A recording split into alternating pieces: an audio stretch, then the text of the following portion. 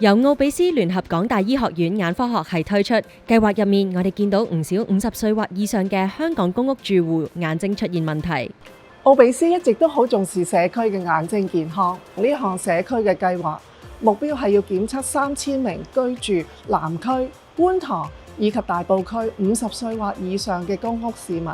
睇下佢哋有冇青光眼同埋其他同年齡相關嘅眼疾。計劃推行嘅過程之中，我哋亦都睇到好多參加者都好無助，從來佢哋都冇接受過驗眼，護眼嘅意識不足。好好咯，俾我哋有機會檢查下咯。我揀得好開心，同放鬆咗個人，態度好好。比較開心啲咯，有得免費檢查啊嘛，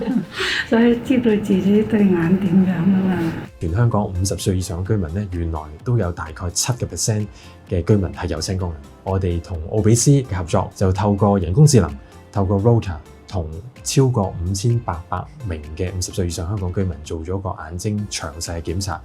Rota 咧就提供咗一個新嘅方向、新嘅技術，將個視神經透過一個光學影像做一個分析，呢一個神經喺視網膜上面嘅分佈，以至我哋好有效睇到邊度或者有冇一個神經退化現象。一輪頭時間，有啲病人係多過2年，我哋希望可以將佢縮減到少過2個月。